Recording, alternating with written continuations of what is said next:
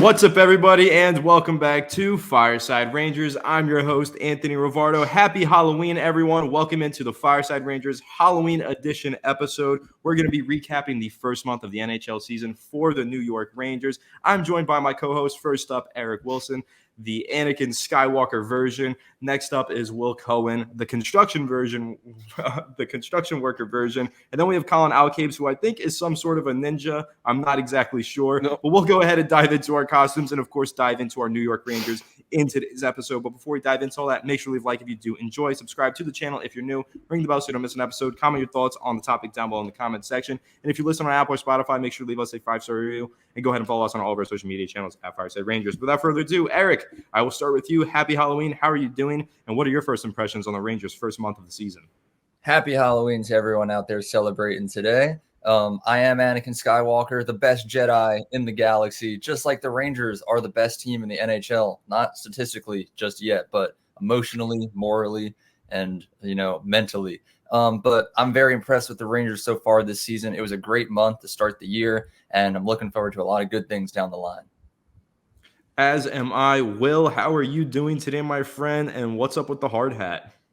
I'm doing great today. It was very cold at football practice. My hands were numb. The hard hat, I don't know. I don't have a costume.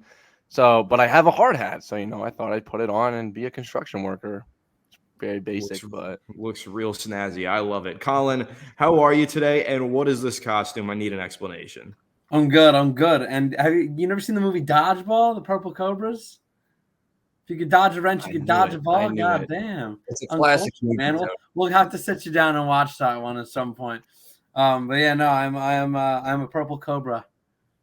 All right, looking good. One day I'll watch that movie. I'll understand the reference, but that day is not today. But today the Rangers are 7-2 following an awesome win last night in overtime with the Mika one-timer. Eric can vouch. I called it. I said that would happen, and it did. And the New York Rangers found themselves on the winning end. But the first player that I do want to discuss in today's episode, Eric, I'm going to start with you. I know he's your favorite player, the Bread Man. He scored last night on his birthday. He had another great performance, and he is on a 9-game point streak, has a point in every single one of the Rangers games, has 15 total points on the season, which I believe is second in the NHL.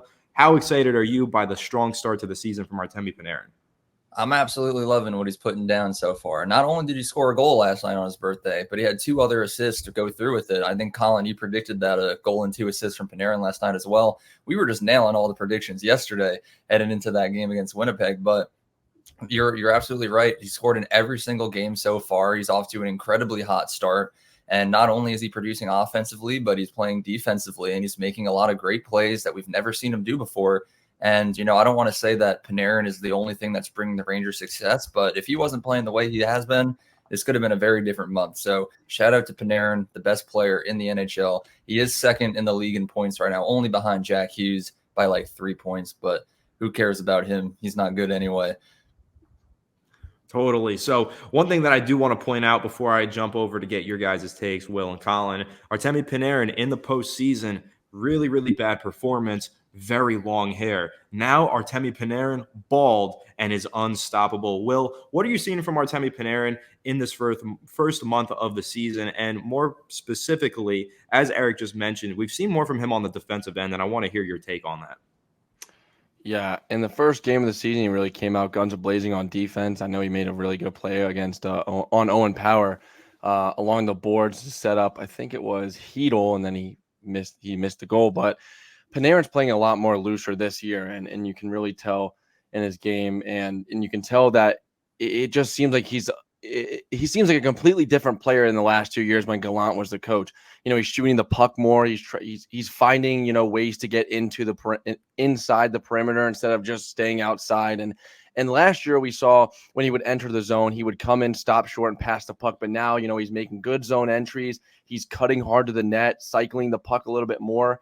And honestly, this is his best 9-game start in his Ranger career. He has 33 shots on goal, which is the most in the first 9 games. And honestly, he's playing a lot better than he did in this start to this year than he did when he came third in the Hart Trophy race in the 2019-20 season. And I think Peter Laviolette is just kind of letting him go out there and do anything he wants to. And that's what you got to kind of have to do with Panarin. You got to give him hands-on, but also kind of let him go do whatever he wants to do. Yeah, and Colin, that's where I'll jump over to you, and I want to hear your take on that, kind of the coaching style difference that we've seen, and that'll be the next topic that we segue right into, the first month of the season for Peter Laviolette versus Gerard Gallant. But more specifically, Colin, I want to know how you're feeling about Artemi Panarin in this new system and what changes you're seeing that Peter Laviolette has made that have benefited Panarin the most. I mean, I think it's the difference is clear as day. It's he's just playing with a lot more confidence. I think that Laviolette allows all of his players to play with a little bit more creative freedom, but also preaches defense first mentality, and that's being shown throughout all the games. I think Panarin has been a force on both ends of the ice.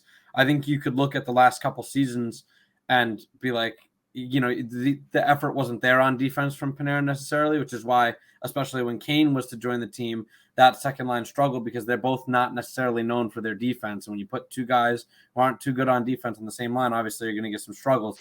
I think now if you were to do that again, it would be a different story just because of the way that Panarin has completely altered his game to fit Laviolette's system. I think that he's just playing at a Hart caliber level so far. If he can keep up with his point production, I mean, he's shooting like a madman. He leads the team, or he's second in goals now because Kreider scored again last night. But it's a revelation and it's a welcome one, and I hope he keeps it up because this is the best season that we're seeing from him, as well mentioned, since that Hart season. Yeah, and so that's, again, I want to segue over to the Peter Laviolette discussion. We're seeing the most out of Artemi Panarin through this first month of the season, and I think that Peter Laviolette has a lot to do with that, but really we're seeing a lot from every Rangers player. Eric and I discussed it in a recent episode talking about Peter Laviolette's new practice regimen.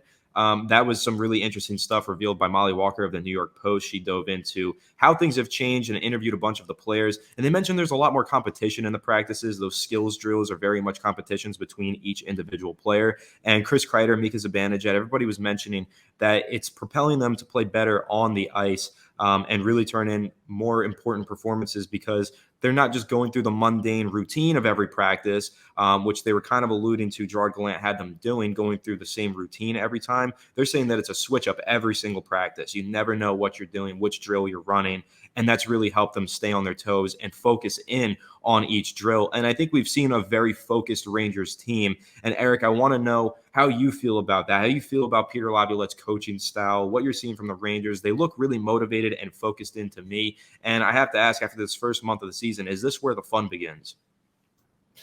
This is where the fun begins. The Rangers had an incredible first month of the season under Laviolette.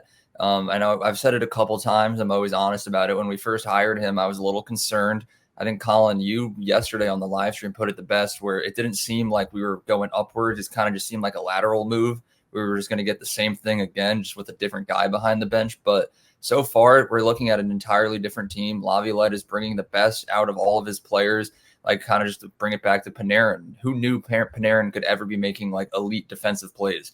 Because I never would have guessed we would have seen that side of him, but here we are. And he's not the only player that's reaping the benefits of that. A lot of the players on this Rangers roster have been improving and looking better and showing skills that we never knew that they had. So, the first month of the season, it's usually kind of just like when teams are bad, you're like, oh, it's still early. Let's give it time. Things will get better once we get comfortable. But at this point for the Rangers, we're already cooking. We only have 2 losses through the first month. So now that things are really getting situated and we're figuring out what works, what doesn't, this ceiling is just being increasingly raised, and the Rangers could have an incredible rest of the season if they keep this up. Yeah, 100% agreed. I think it's going to be a strong year for the Rangers as long as they don't let up. But that is something that we saw last season. They would have a strong start, obviously a pretty disappointing end. Will, what are you seeing from Peter Laviolette's Rangers team that instills confidence in you that this won't be one of those seasons where they start strong and fall off? Why do you think that they can actually maintain their success throughout the regular season and hopefully into the postseason?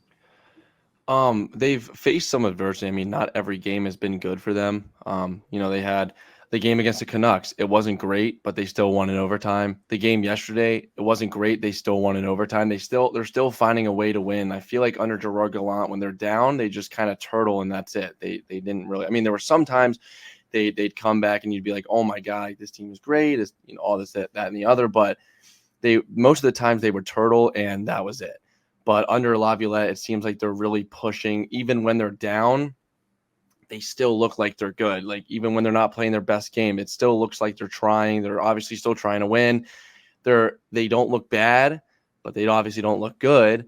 But they look in the middle where they're still firing pucks on net, and it really wasn't like that under Gallant. They wouldn't fire those pucks to the net, and it just seems like everyone's playing a lot more looser, and it really looks like they're also buying into the system early, which is great because I thought that they were going to start out slow, but them buying into the system already and starting out 7-2 is huge for this team. So they might slow down a little bit, but I don't think they will.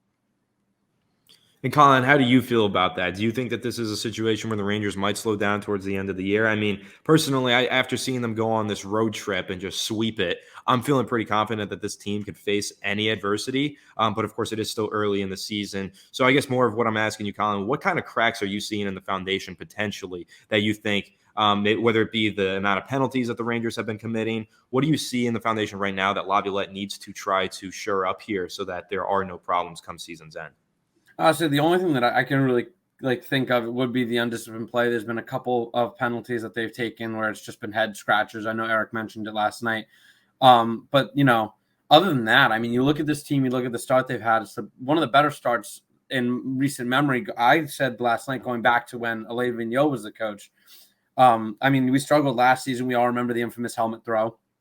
And we still made the playoffs, and we're still fighting for that number one spot come to the end of the season after a horrific start.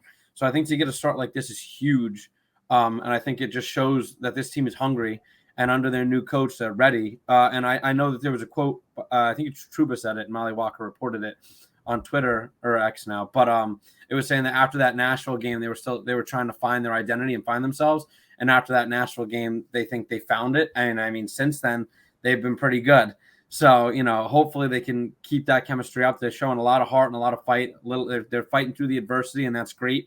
And these come from behind wins. Hopefully, we don't get too many more of those, and we can just win from in front as opposed to the come from behind. So my heart gets a little rest. But, if they can keep up this pace, that'd be great because they're balls to the wall right now, just going all out every night, and you love to see it. That you do. And the next thing that I want to discuss is the play of the goalies. Of course, Igor Shesterkin, 3-0-0 during the road trip. He's been phenomenal. And honestly, I think we're all surprised by the pretty great performance so far from Jonathan Quick, who has really exceeded all expectations, especially after that poor preseason.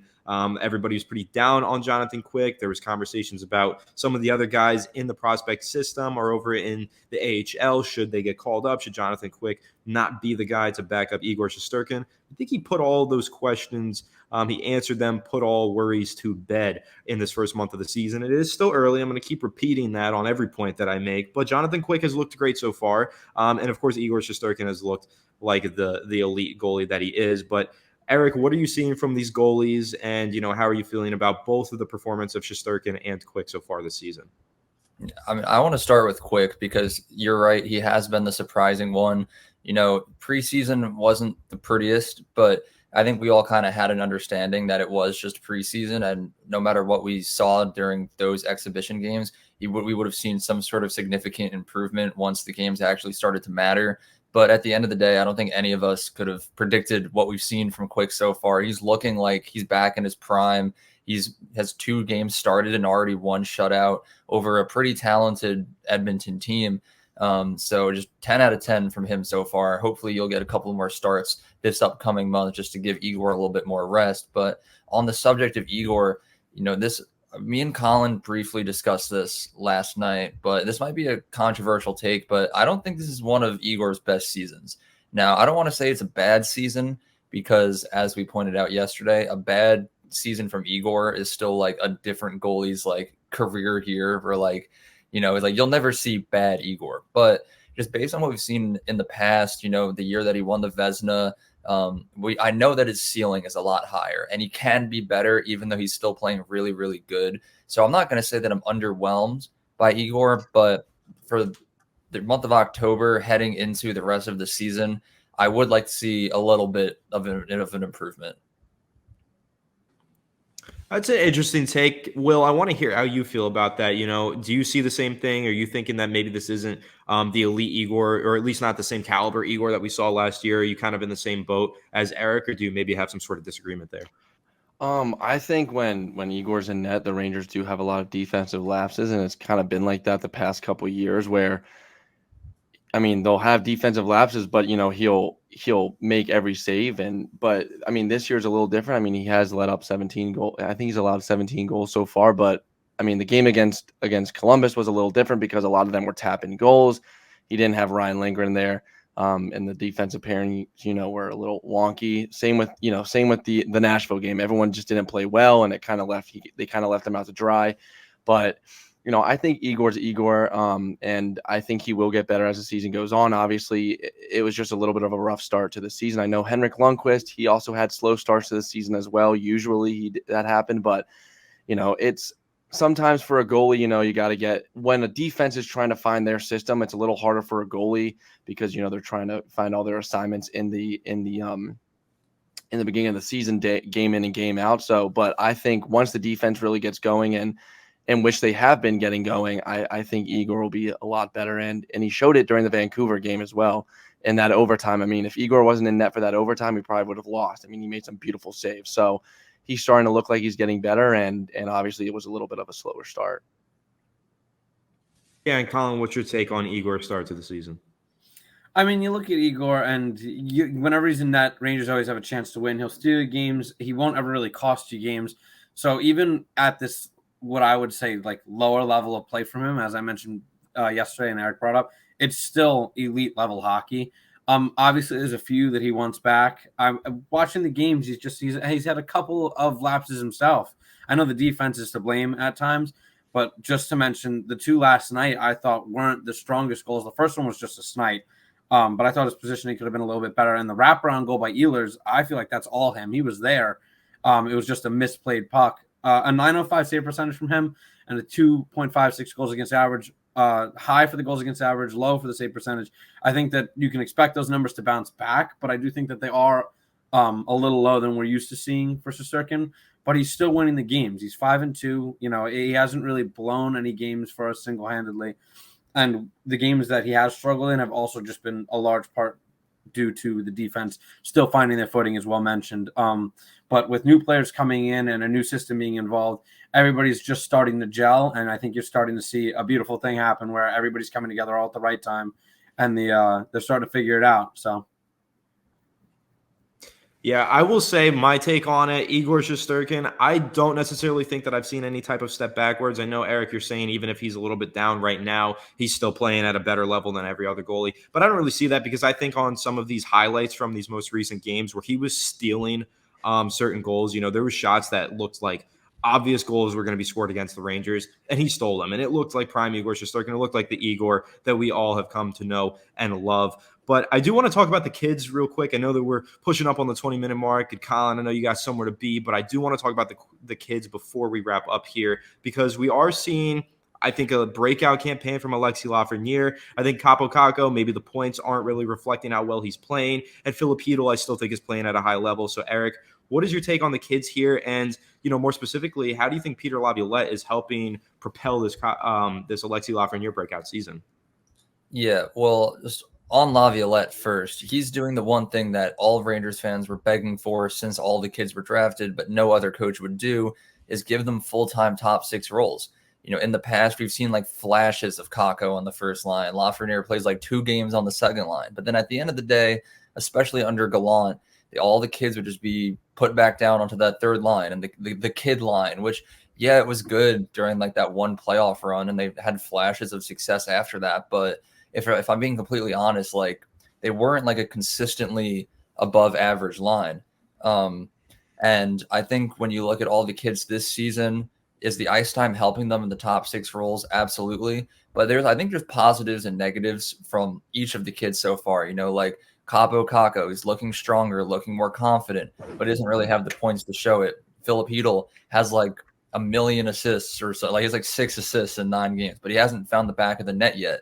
And then Lafreniere, he started the season really consistently scoring goals, but you look at his most 2 most recent games hasn't recorded a point, and consistency has been a big problem in Lafreniere's career, where he'll go on these big productive point stretches and then he'll go like a month without scoring another goal. So do I think Lafreniere is having that breakout? Yes, but if he goes a couple more games without scoring again, that could just basically mean that he had his little hot stretch just super early and then he's back to normal. So again, still very, very early. It's only been 1 month before we can make like any final assessments, but so far I've seen both good and bad things from the kids. All right, so Eric wants to err on the side of caution. Will, are you in the same boat, or are you feeling confident as ever in the kids?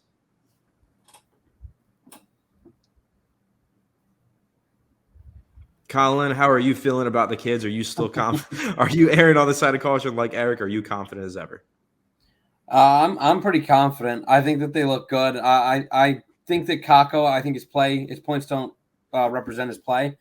But I think looking at Chytil and Lafreniere, I mean, I'd love to see Lafreniere get a couple assists. I'd love to see Chytil get a couple goals. But I think it'll happen, and I think that we just have to pump the brakes on that. I think both their plus minuses are pretty good so far. Actually, no, they're not.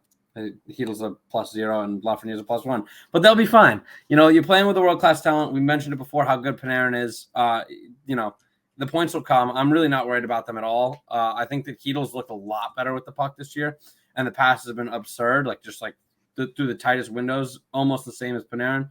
And I think once he gets his shot going, I think it's going to be a beautiful thing. Kakko, he looks strong with the puck, and I know there's a lot of criticism that he's just not using that ability to drive to the net and things like that. I think he just, again, needs to find his footing. We're only 9 games into the season. We got a full 82-game season. I think he'll figure it out down the line. So I like what I'm seeing from all the kids so far. Yeah, that's been the theme of this episode, Colin. It's a long season. That seems to be brought up by every single one of us. But yeah. Will, I do want to know how you're feeling about the kids and if they're exceeding your expectations or if you are just being cautiously optimistic because it is such a long season.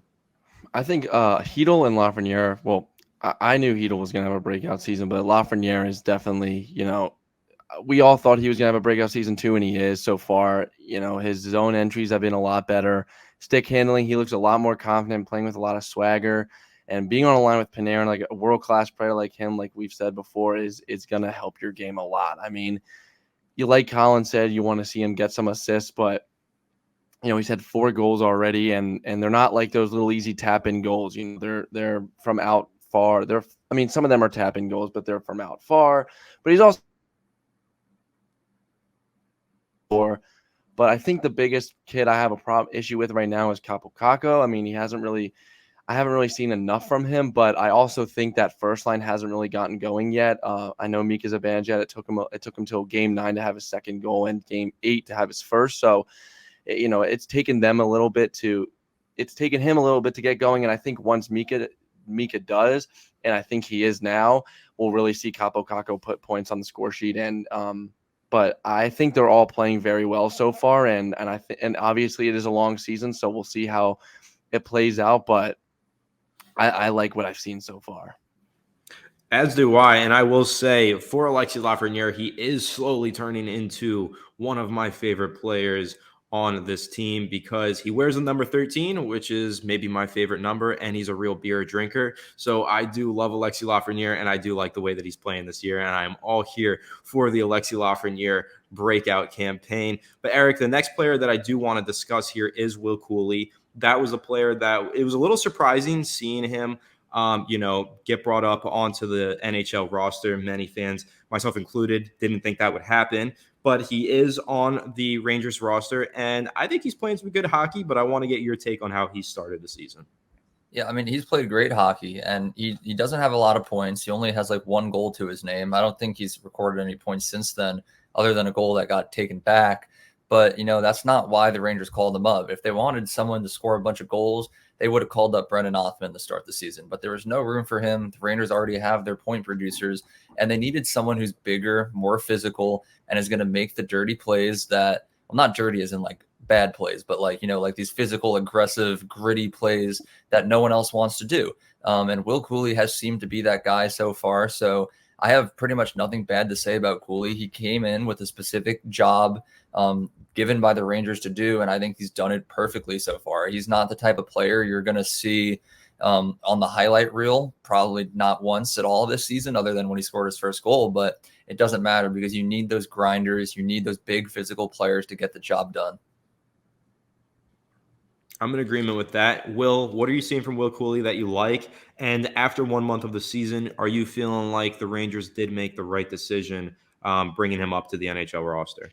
Yeah, I really think they do. I really like how he's young, but he's out there playing like a veteran on defense, and he's making those gritty plays in the corner in the offensive zone as well. And I really think right now the reason why he's not putting the puck behind the net or getting a lot of assists is because Blake Wheeler, I know that's something we've talked about beforehand, but Blake Wheeler's he's dragging that line down as an old man he is, but I think Will Coley will start getting some points. We didn't expect him to have a lot of points, but he did have a goal taken away. They said there was a distinct kicking motion, which there was not, in my opinion.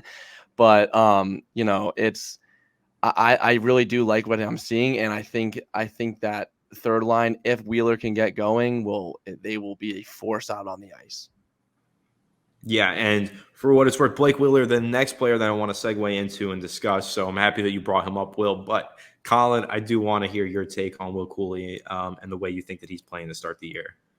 I think he's playing a strong game. I think you look at a guy who was fighting for a roster spot, and he's come in and he's done exactly what's been asked of him, and that is, throw the bot around a little bit, play a physical game, tire them out, and create some scoring chances.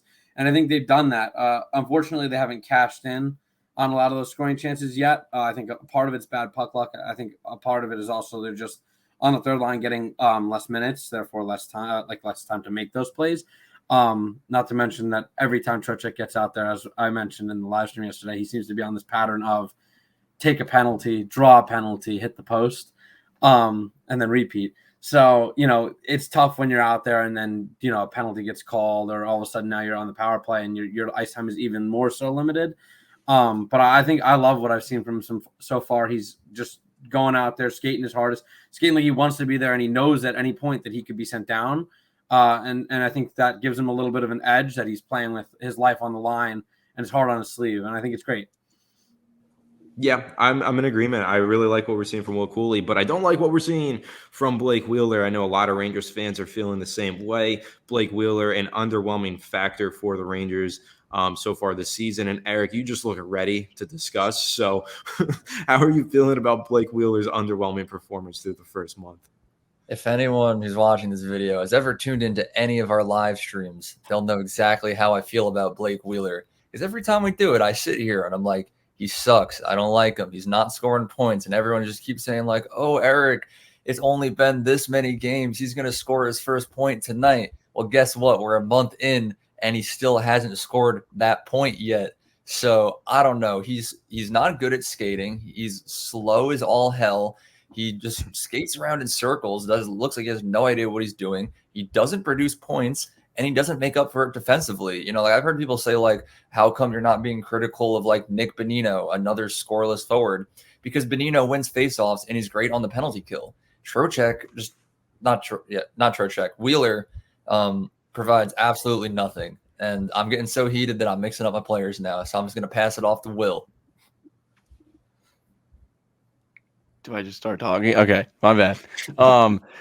I just wanted to make sure. I'm sorry, guys.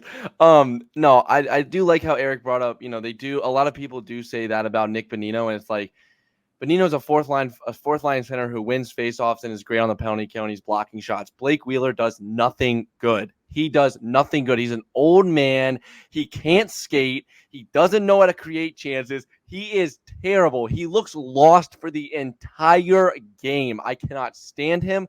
I don't know what the Rangers are going to do with him. Call up Brendan Othman and scratch Wheeler because I cannot do this for another 73 games. I can't. Fair enough. Colin, I don't know if you're feeling as passionate as Will, but how are you feeling about Blake Wheeler? I think you guys are crazy. I think that you guys are being wild right now. I think we got to give it some time. I know Eric said he doesn't want to hear that. I can't wait for him to pop off and prove both of you wrong. And both of you are like, oh, Blake Wheeler, I'm so sorry, blah, blah, blah. he's playing reduced minutes in a role that he's not used to playing in a new system in a new city for the first time in God knows how long. And, it's just a different role that he's being asked to play. And he's not going to go out there and put up the 55 points that he did previously, but I'm not saying he's going to go out there and put up no points for the rest of the season either. I think that there's still time for him to turn it around. I know his skating isn't his strong suit, as you guys mentioned or screamed, but I think that he'll figure it out. I think he just needs time to get his footing. I mean, he's playing in the Big Apple. It's a big difference than when he was playing in Winnipeg. And like I've said with everybody so far, I think we got to give him an opportunity to kind of defend himself because 9 games into the season isn't really a fair sample size to judge anybody on what they're going to look like or whether they should be on or off the team. I think that's a more level-headed and fair take from Colin right there. I'm kind of split in between here. I do think it's early, as we've said about pretty much every topic. It's early in the season, so I'm not going to make any damning assessment of any player on the Rangers, but I will say I am very underwhelmed by Blake Wheeler. One thing that I do want to mention, somebody mentioned Vincent Trocheck's name earlier. Colin, you didn't give the most glowing review of my guy. Forza Italia, I will stand zero Vincent Trocheck slander on this podcast. But I don't want to just dive into Vincent Trocheck. I do just want to dive into all of these veterans in general that we haven't discussed here. Trocheck, we haven't really touched on Kreider too much. We haven't touched on Zibanejad, all these guys. I just want to see how we're all feeling about the offensive performance and the way that these guys have been playing so far this season. So, Eric, I will start with you. What are you seeing from the Rangers on the offensive end? And then after we answer this and we go through and give our opinions on the offense, I want to talk about the defense. I think overall the offense has been solid. The Rangers have had a lot of goals for, not too many goals against. And certain players have been good the entire time. Like Kreider started hot. Panarin started hot, is staying hot. But like guys like Trocheck and Zibanejad, they're kind of like just starting to pick up. Like Zibanejad went a long time. He went 7 games without scoring a goal. And then now all of a sudden he has goals in back-to-back games for his first 2 of the season. So I think overall, like just the offense as a whole, I would give a pretty solid review of. It's just waiting. It's like a waiting game at this point to see at what point all 12 forwards are going to be producing at the same time, just so we know exactly how dangerous we can be. Yeah, very real. Will, how are you feeling about all of these forwards and the way that they've performed for the Rangers so far? And who stood out the most to you outside of course, we've discussed Artemi Panarin, but outside of Artemi Panarin, who's really stood out for you for the Rangers offensive end? Well, I can't. I was going to say Nick Bonino, but I can't. I would say Adam Fox. I mean, I know that's a very like it's a very, just it's a bland answer because we know Adam Fox is a generational defenseman. It's super bland, but he's just on the power play, he's shooting the puck a lot more. And he has 3 goals already this season, 8 assists and 11 points. I mean, he's off to one of his best starts with the Rangers so far in his 5th year now? Yeah, his fifth year. And, I just love what I'm seeing from him. He's playing great defensively, but I mean, that's another story for another time. But offensively, he's shooting the puck a lot more. And that's what I like to see from him because he has that elite wrist shot to find, Chris Kreider down at the post or in front of the net as a net for a presence. And when we were with Gerard Gallant behind the bench, we didn't really see that a lot from Fox, but he's shooting the puck a lot more now, which is awesome to see from him. Yeah, I'm in agreement with that. I mean, Adam Fox, like I said, we're going to dive into the defensive end of things for the Rangers, so we'll discuss him a little bit more in length in just a second. But Colin, how are you feeling about the Rangers on the offensive end of the ice? I think they look good. I think, there's been a couple lapses here and there, but I think they're getting the chances. I know they've been robbed on the goal line a couple times just by incredible plays on defense. They've been robbed of a couple of goals by offsides. It's a game of inches, and unfortunately, it just hasn't gone our way so far, but yet we're still managing to pull out wins. So I like what I'm seeing. I think we're going to be dangerous once, Zibanejad gets going. I know your boy Trocheck will get it going down the line. He's had a little bit of a slower start. Again, he's playing in a reduced role as well. I like what I've seen from the 4th line. My boy Jimbo Vesey playing well so far, in my opinion, in the limited opportunities he's had. I think he's been very noticeable out there. I love the addition of Pitlick. I think he's looked solid in that 4-checker role, just like killing time. My one complaint would just be Gaudreau. I can't stand him. For me, Gaudreau is to what Wheeler is to these two. I can't stand him. I want him off the team. I think he's getting paid way too much to do less than Wheeler.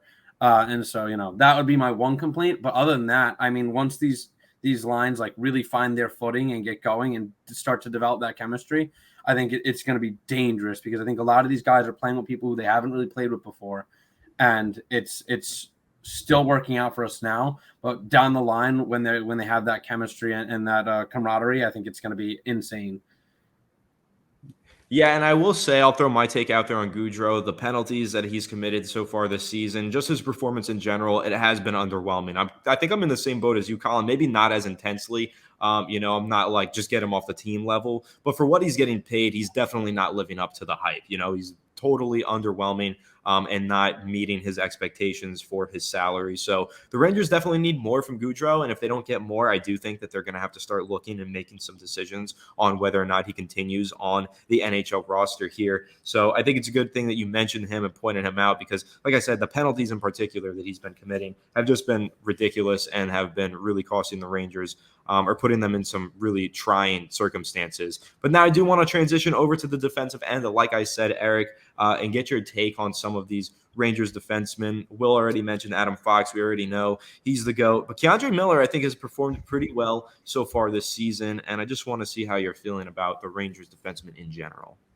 I mean, starting off with Miller, I don't know if I would say he's been playing great, but it's definitely an improvement. Where last season he had a huge offensive showing. He put up like mid 40 points offensively last season, which is really, really nice to see. Like point production from our defenseman. But especially last season, he was not a good defenseman. He made foolish plays. He gave the puck away, and he cost the Rangers like a handful of games single-handedly. But that was last season. I think he's looked a lot better this season. He's matured up a little bit. He's a little older, has a new fresh contract. He's playing with like a little more like effort, and it could be the Laviolette effect again. Like, who knows? But I wouldn't say he's perfect. Definitely not our best defender, but definitely an improvement. But the best defender, I would have to say, is Ryan Lindgren.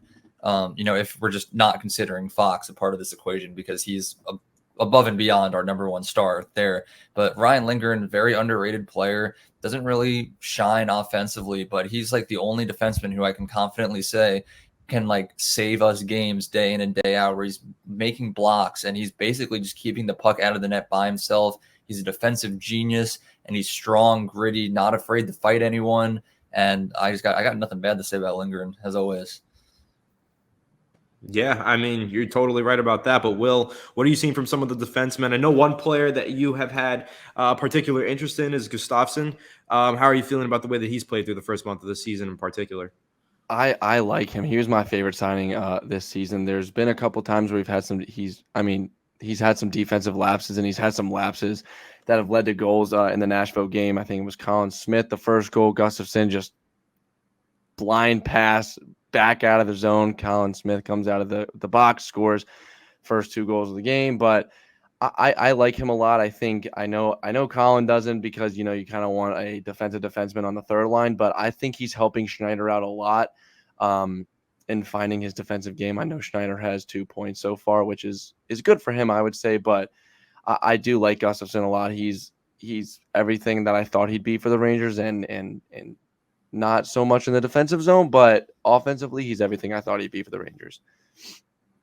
Fair enough. Colin, what is your assessment of that, and really just of the Rangers defense in general? I think they look more solid with each game that goes on. I think that they're getting a lot more help from the forwards, so it definitely takes a weight off their back. But to talk about Gustafsson, I responded to a comment on a previous video earlier today. And it's not that I don't like Gustafsson. I just don't want to prioritize offense over defense, especially from our defensemen. And that was one of my biggest complaints about KeAndre Miller last year. Because, he was scoring a bunch of points, but he was also letting them score on us in costly moments. And playing alongside a struggling Trouba last year, I mean, it was a problem. Trouba has stepped up big time this year. He's blocking shots. They're clogging lanes. Miller's looked a lot better this year, I think, comparatively speaking to last year. I think he still has a little bit of a ways to go, but he's still so young, and the upside is there. Lindgren and Fox, you know what you got. They're a shutdown pair. You can put them out there against anybody, and they'll almost always do their job. And Gustafsson and Schneider have looked good enough so far. I mean, Gustafsson, like you mentioned, has had his lapses, and Schneider has had his own as well. But like I mentioned before with Miller, Schneider's even younger, and the upside is there. I just like to see them prioritize defense and let the offense do their thing, because we have a very potent offensive, as we've seen. And yeah, I love it when the defense can chip in, and it's important that they do, but not when it comes at the cost of odd man rushes and goals against and potential injuries for both the goalies when they're trying to go cross crease and make those crazy saves. Yeah. Sounds like we're all in agreement. We're liking the way that the Rangers are playing on both ends of the ice. Before we wrap, I will just say, because this is such a long episode and I know that we covered so many topics, does anybody have any closing remarks, anything else that they would like to mention before we wrap? Eric, I will start with you if you have any closing remarks on this long discussion about the New York Rangers in the month of October. I guess I'll just say that through 1 month, I'm very impressed with what the Rangers have. I know we don't have all the star power that we did last year, like no Patrick Kane, no Tarasenko, but I will say that through 1 month, I'm a lot more confident in this team now than I was at the beginning of the season. I think everything's working well. Great month of October. Excited to be covering the rest of the season, and happy Halloween. Absolutely. Will, any closing remarks here for the fans on this special episode of Fireside Rangers?